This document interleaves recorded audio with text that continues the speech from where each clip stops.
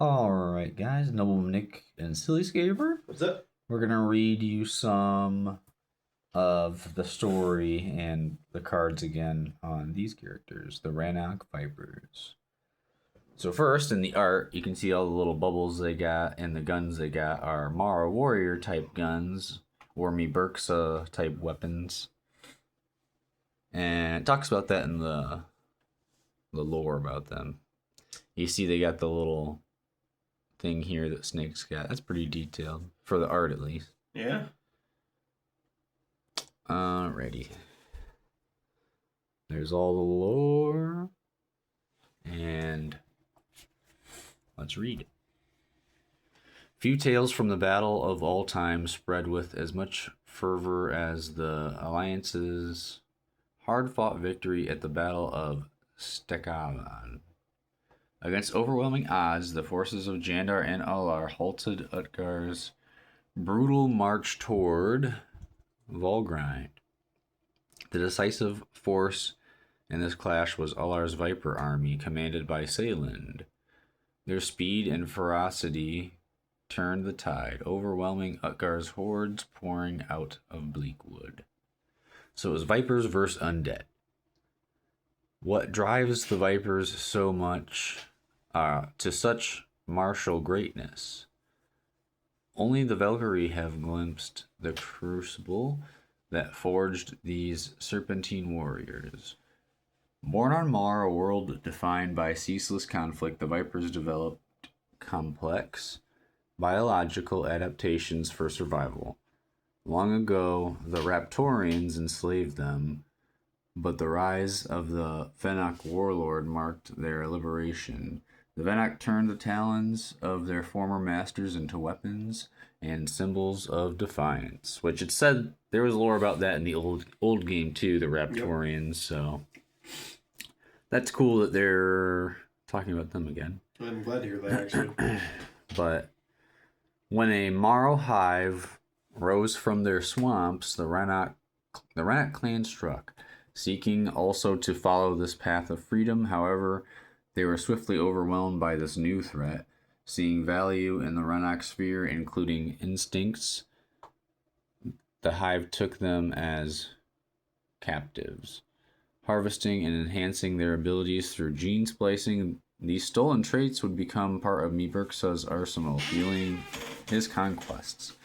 So in the old lore, basically it's talking about the Vipers defeated the Raptorians who enslaved them, and then the Morrows came along and defeated what was left of the Vipers. But what it was saying about splicing genes, if you know anything about the giant snake Morrow, which is I can't think of his name. Basically he's a giant Morrow that looks like a snake though, and he's a hive lord. Yep. I don't know why I can't think of his name right now, but they use the Viper's genes to create him, and he can hit hard and strangle you. So, but they did that to mock the Vipers in the old lore. So to continue with the Ranocs, it says, but the Ranoc would not suffer enslavement again. Adapting the power stolen from them by the Hive combined with the guerrilla tactics of their Venoc cousins, they fought back, arming with plasma blasters recovered from fallen Mara warriors. The Ranoc hacked Mara biotech and staged a brutal escape. That's why they got the weapons they got. Yep. Alar, witnessing their final stand, intervened, pulling the Ranoc to Valhalla and reuniting them with the Vanoc and Armagh clans. Now the Ranoc Vipers strike fast and hard for their new lord, delivering vengeance with blaster fire and coordinated fury. They serve as the guardians of Alar's host, a living reminder to the Morrow that their stolen power has returned with a vengeance. So vengeance again, just like Raylan. But I'm gonna mention again that I brought up on Facebook that we needed Vipers with range, and then this happened a few months later. So that's awesome. They could be listening to us, or we could all be thinking on the same track, but either way, just keep telling people what you want to see, and maybe you'll get it. So here we got Olar's card. I like their art. And it's really nice. Slugscaper, who's another guy who makes videos, he edits his and makes them really good. He said he likes Olar the most, and I like Olar and Einar the most. Olar is cool because the Vipers are some of the fastest characters in the game with 7 move and swim, and some of them have frenzy. Obviously, you got a couple other characters like Tulbach Ra and Cyprian and Sejoa that can be a little faster, but they don't have the ability to move again. And so the Vipers are probably the fastest overall.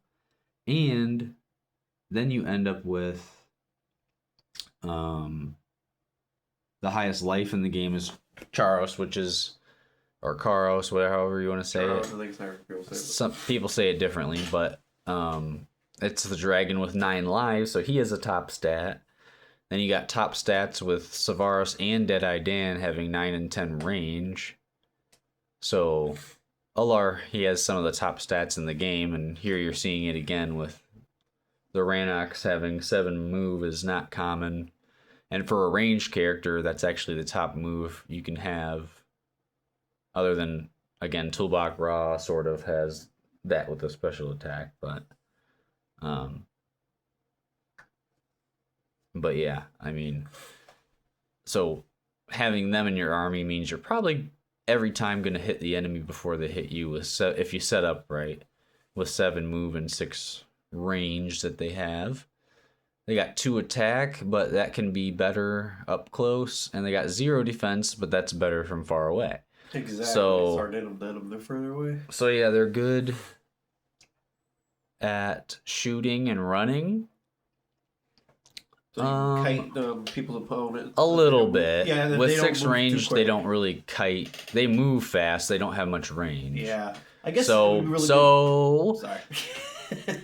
Since he's thinking backwards, I'm gonna say if you have height, you can kite a little bit, but as soon as you get off height, as anybody that has 5 move can catch you. But once they can catch you, while you are kiting, you get 2 defense with evasive 2 from range attacks. And then once they quickly catch you in a turn or 2, you can use hypnosis and go up to them. And instead of getting 2 attack, you get 2, but they get -1 defense for every skull you roll. So that could be like having 3 or 4 attack even. Yep. And they can hit heroes harder like that too. And then they have Slither, which is basically swim. So yeah. And then they're Viper, Common Squad, Hunter, Tricky, Medium 5. So what were you gonna say? Well, I was gonna say because there are some units that do kind of move a little bit slower than even the normal, like 5. So even then, that point. Well, it's pretty rare. I know. So if someone had that army, this guys would be. That basically never happens because right. the Knights get a speed boost, the Greeks get a speed boost, the Romans can get a speed boost. Yeah. So.